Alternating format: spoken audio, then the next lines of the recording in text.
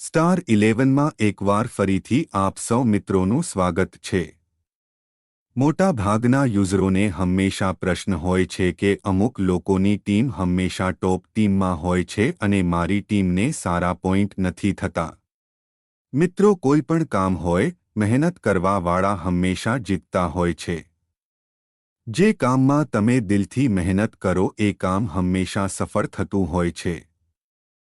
ઘણા બધા લોકો ટીમો વેચતા હોય છે અને દાવો કરતા હોય છે કે આટલા રૂપિયા આપો તો હું તમને ટીમ આપું જે વિજેતા થશે જ। આપણે એની વાત માની લઈએ છીએ અને પૈસા આપીને ટીમ ખરીદીએ છીએ।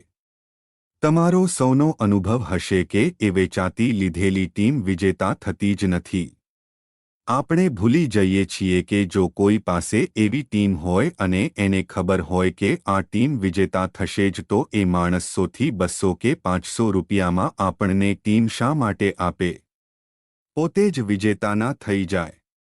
પણ આપણે રાતોરાત કરોડપતિ બનવાની લાલચમાં એ ટીમ ખરીદીએ છીએ અને આપણા મહેનતથી કમાયેલા પૈસા ખોઈ નાખીએ છીએ કેમ કે આપણે મહેનત નથી કરવી। આપણે કંઈ વિચારવું નથી અને બસ વિજેતા થઈ જવું છે।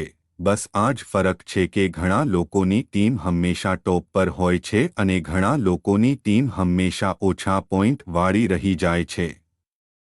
સ્ટાર 11 તમને કોઈ ટીમો નથી આપતું પરંતુ ટીમ બનાવવાની સુવિધા આપે છે જેમાં તમે તમારી આવડત અને મહેનત મુજબ ટીમો બનાવી શકો છો।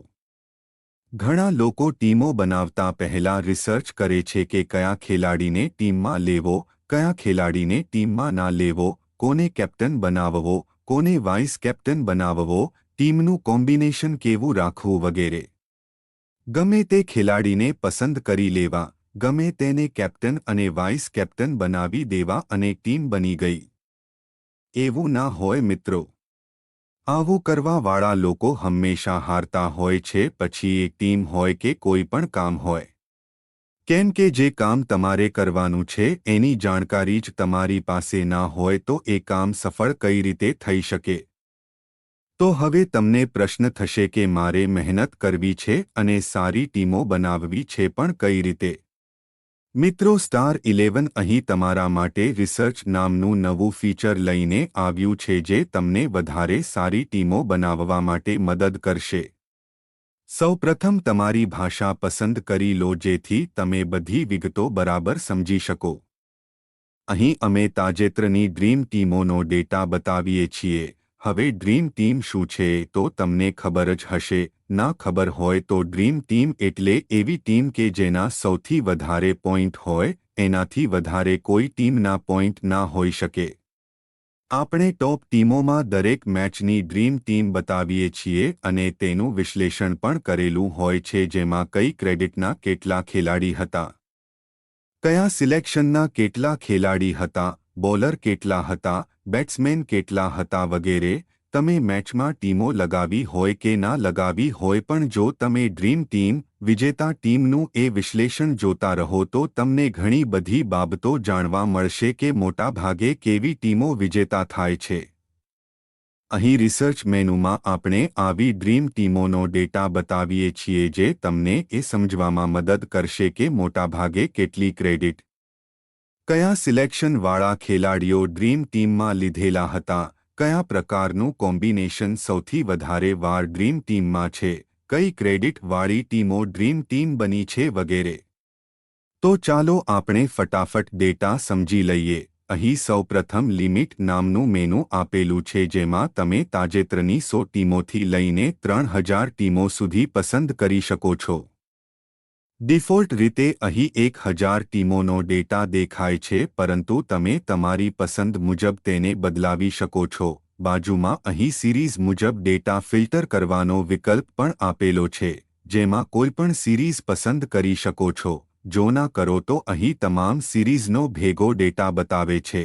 અહીં સૌપ્રથમ ખેલાડીઓની ક્રેડિટનો ડેટા આપેલો છે। અહીં આ કેટલી ટીમોનો ડેટા છે એ દર્શાવે છે।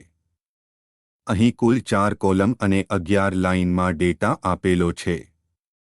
પહેલી કોલમ છે ખેલાડીઓ, જેમાં 0થી લઈને 11 સુધી ખેલાડીઓની સંખ્યા આપેલી છે।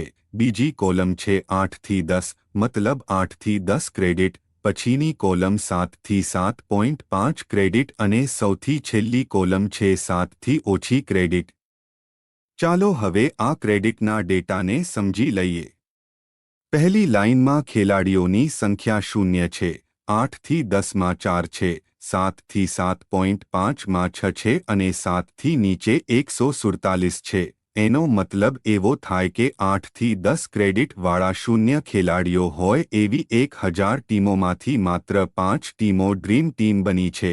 7 થી 7.5 ક્રેડિટ વાળા 0 ખેલાડીઓ હોય એવી માત્ર 6 ટીમો ડ્રીમ ટીમ બની છે અને 7 થી નીચેની ક્રેડિટ વાળા ખેલાડીઓ 0 હોય એવી 147 ટીમો ડ્રીમ ટીમ બની છે। હવે તમને સમજાઈ ગયું હશે કે અહીં 5, 6 અને 147 આપેલું છે ટીમોની સંખ્યા છે। એવી જ રીતે તમે જોઈ શકો છો કે 8 થી 10 ક્રેડિટ વાળા 4 ખેલાડીઓ જે ટીમમાં હોય એવી 207 ટીમો, 7 થી 7.5 ક્રેડિટ વાળા 4 ખેલાડી હોય એવી 243 ટીમો અને 7 થી નીચે ક્રેડિટ વાળા 4 ખેલાડીઓ હોય એવી 106 ટીમો ડ્રીમ ટીમ બની છે।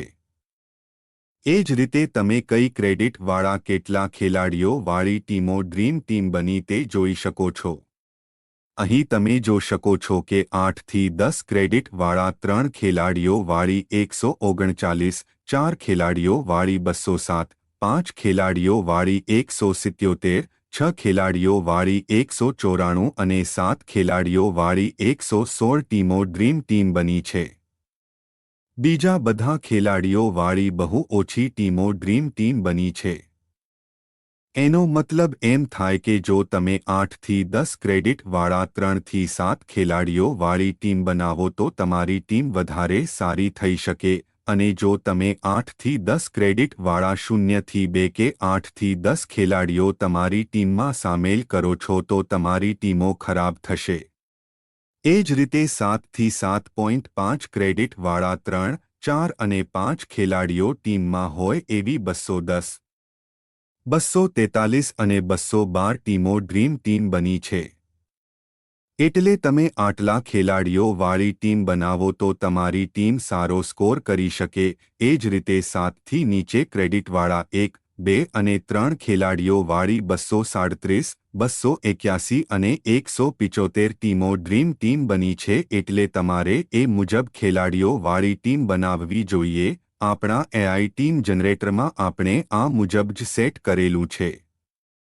એમાં તમે તમારી જરૂરિયાત અને ડેટા રિસર્ચ મુજબ ફેરફાર કરી શકો છો।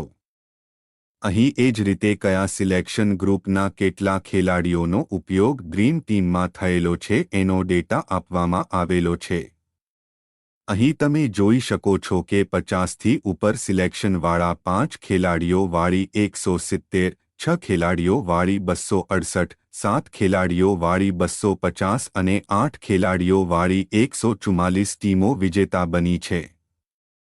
એવી જ રીતે 20થી 50% સિલેક્શનવાળા 1 ખેલાડી વાળી 237, 2 ખેલાડીઓ વાળી 313 અને 3 ખેલાડીઓ વાળી 204 ટીમો ડ્રીમ ટીમ બની છે।